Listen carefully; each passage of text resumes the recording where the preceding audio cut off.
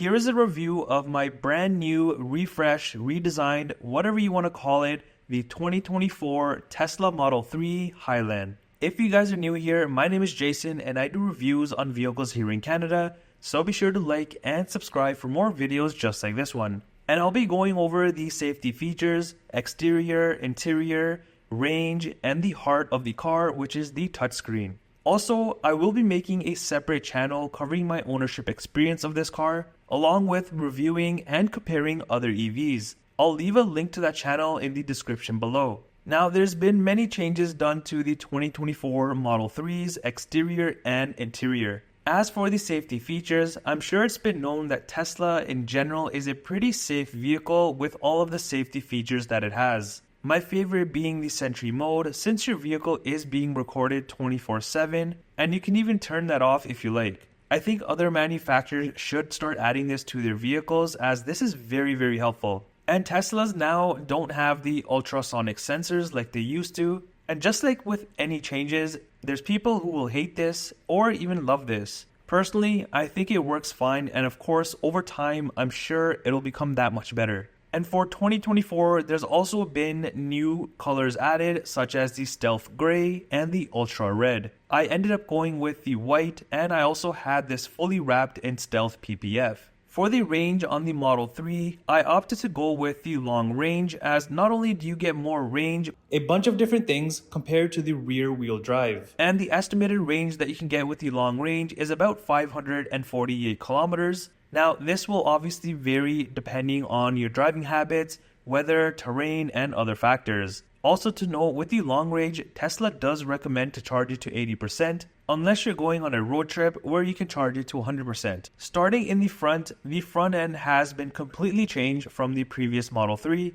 You do lose the fog lights, and again, some people will hate this and others won't even mind this. Personally, I really don't care because still, it looks good. The bumper I think does look a bit more aggressive and redefined. Plus, at the bottom, you do have this lower grille area. Then you've got these new headlights, and I think this makes the Model 3 look even better. I know on the pre-refresh Model 3s, those kind of reminded me of a frog. Then on the hood here, you do have the Tesla emblem, which I do plan on making this matte black. As for the front, you do get a decent amount of space in here, and this was one of many reasons why I chose a Model 3 over the competitors, because there wasn't that much space as this car. Also, the windshield fluid area has been moved from the top to down here, so it's easier to fill. Coming to the side of the Model 3, it still has the similar shape as the other Model 3, but you can tell that this is a bit of a refinement. As with all Teslas, up top you do get a full glass roof, and with the Model 3s it's split into two sections.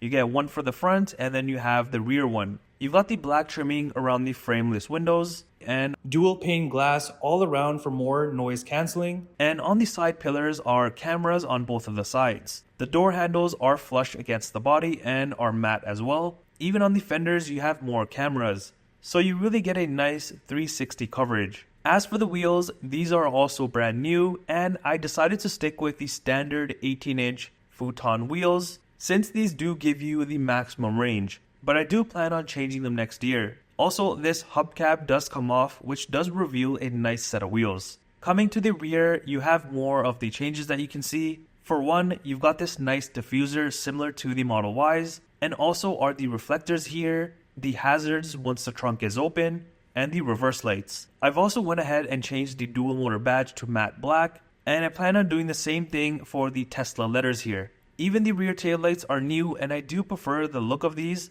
They look very sleek and modern. Now, opening up the trunk, which is power opening and closing, back here is a decent amount of room for all of your things. There's also small storage pockets in the corners, and lifting up the carpet area, down here is even more storage space. Also with the long range, you do get these subwoofers back here, and 17 speakers in total. Coming into the rear of the Model 3, you get a nice clean door trim area. At the bottom, there's some space, and Tesla has also added fabric on the inside as well. I like how the bottom area is all soft touch material rather than that cheap plastic look. There's also a speaker up here, and the middle area here, you have this suede trim. And this is what made me pick the black interior, otherwise this is white if you go with the white interior. and also is the new ambient lighting, which you'll notice throughout the interior. The doors do have this thing here which helps with latching the door better and even when in an accident. As for the rear seats, these are pretty comfy, and there's also the perforated middle sections now.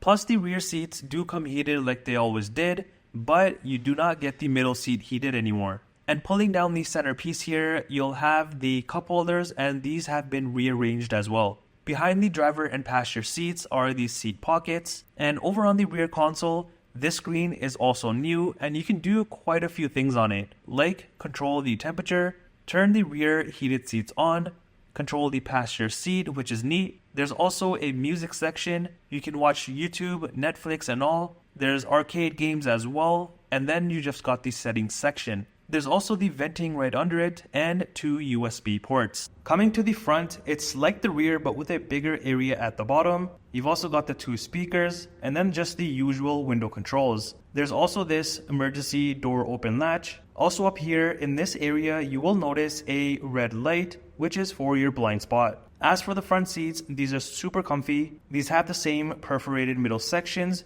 and that's because not only are these seats heated, but they also come vented, which is a new feature. You can either get a black interior like this one or a white interior.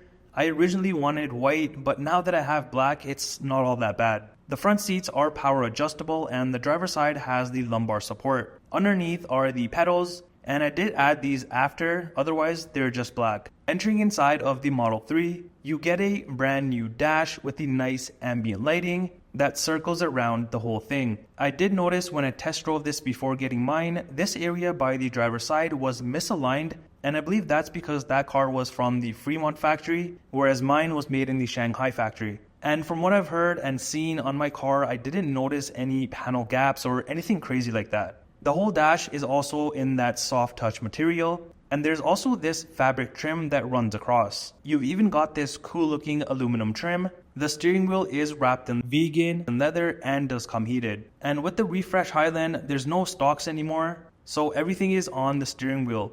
But honestly, you get used to it in about a week or so. And now since I'm used to all of this, getting back into an ICE vehicle, I always forget about the stalks. So on here, you have the turn signals, high beam, and the scroll wheel. The other side, you'll have the camera, wiper, cruise control, and voice command controls. And more of that aluminum trimming at the bottom. The center armrest has leather trim and it's magnetic, which is nice. Opening it up, you do get some decent room in here and only one USB for the whole entire center console. And you'll notice the top area of the center console has more of that aluminum trim. And opening this up, we'll have the cup holders. There's another section in front of that which has more decent space, plus a 12-volt outlet. Up here are the 2 wireless chargers, which to me are pretty fast. Then you've got the heart of the car, which is this big 15.4-inch touchscreen, and everything is done from here. There's a ton of information packed into this screen, and each menu will have different things that you can adjust about the car. Now the car image that you see here on the left is where you lock, unlock the car, open the front, and the charge port as well. And there's some things down here which you can swipe through. On the right of the screen, you've got a very responsive and smooth map. And pressing the car icon down here, this brings up all of the menus that you can go through and adjust how you want it. Even the ambient lighting is controlled through here. The temperature controls, you just press this here and it opens up a whole section for it. You can also have just a shortcut that pops up. And here, if you press these 3 dots, you have all of these different apps that show up. You've got the main ones like the cameras, dash cam, and just a bunch more that you can go through. And if you're wondering how in the world do I select gears in this, well, you do it all on your touchscreen. All you have to do is put your foot on the brake, you swipe up to go forward, swipe down to go reverse, you press P to park, and then you have your neutral one as well. And once you've done this enough times, you get used to it pretty quickly. And let's say for whatever reason your touchscreen stops working and it just shuts down.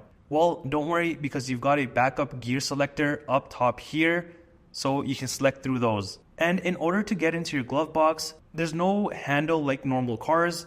Again, this is all done through the screen here, and you can even set a pin for this as well. In terms of the pricing for the 2024 Model 3, currently you can get a rear wheel drive or a long range. There's also a performance one coming soon as well. If you decide to go with the long range, it will cost you about $64,000 Canadian. as the base model unless you upgrade the exterior color, interior, wheels, and if you get the enhanced autopilot or the full self-driving package. Well, that does it for the review on my 2024 Tesla Model 3 Highland. Let me know what you think of this refresh. Would you upgrade to this or stick with the pre-refresh Model 3?